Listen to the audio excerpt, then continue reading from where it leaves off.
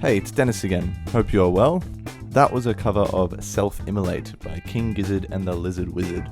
A band from Melbourne, Australia, just like me. King Gizzard are maybe the most interesting band in the world right now. They never seem to do the same thing twice and they always keep you on the toes of what the hell they're going to do next. They've done garage rock, acid jazz, an album that loops infinitely into itself, an album that's just 4 songs that are all 10 minutes and 10 seconds long, and now thrash metal. And if there was anything that could have made a King Giz show any crazier, it's for them to do thrash metal. It's very reminiscent of the big 4 of thrash metal, mainly like early Metallica and Slayer. Still has those King Giz nuances in it, so it's kind of more like lo-fi thrash metal. I've been to numerous King Gizzard shows, and at one of these shows in that chaotic mosh pit, I got bumped in the chin and managed to bite off the sides of my tongue, like 2 little chunks just spat out. Wasn't the prettiest sight. They are ridiculously tight. 2 drummers, 3 guitarists, a bassist, and an Ambrose. Ambrose just kind of does whatever they need him to do, I guess. Wacky time signatures, polyrhythms, microtones, key changes, the whole. Now, Self-Immolate was especially tricky because of the wacky time signatures and the polyrhythm section in there towards the end. The main riff in the verse is in 4/4/7/8. Now it's not 4/4/7/4, which would be 1 2 3 4 1 2 3 4 5 6 7. It's a little easier to follow.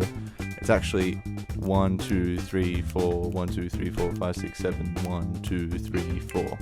And the initial mistake I made when trying to learn it was actually trying to sort of get the feel of it melodically. You would have to apply the rhythm first and get used to it, and then sort of get the hang of the melody and the feel of it. Now onto the gear. I've unintentionally used all of my guitars in the first 3 videos, which was not a flex, I promise. But for the large portion of the song, I used the Yamaha Revstar, the green bay over there. That was going into the Walrus Audio 385 Overdrive and the ZFX Box of Rock, same one as last time, into the Marshall Jubilee head. These metal tones that they use on this album isn't really the kind of typical Mesa boogie into with like EMG pickups. It's not quite like a fuzzy tone either. It's just like a really lo-fi, distorted, heavy sound. And for that weird like Dragon Ball Z sound effect that they do in a lot of their songs, I use my Boss DD7. So just crank the delay, crank the feedback, get it kind of on like a, not quite a slapback, but pretty close to a slapback delay, and just analog as well I use for that as well. But yeah, if you want to see the settings that I use, that is pretty much it. If you do have a DD7, that'll get you that sort of tone. When you do it, don't play like any actual notes. Just kind of mute the strings. Get real high. And trem pick it. That'll kind of get there.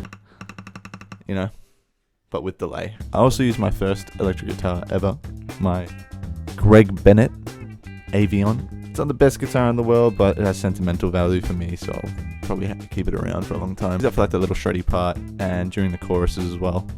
I noticed in the choruses that live, Joey and Stu, they're the 2 main guitarists, they seem to be playing the same thing, but in the recording I can definitely hear just like an open C sharp being chugged on its own. That's what you see me playing on the Revstar over the chorus. This track, as long with I think most of the album, is in D flat standard tuning. If you've only got like 9-10 gauge strings, it's going to be a little bit more difficult to sort of tune all the way down to D flat C, that sort of area.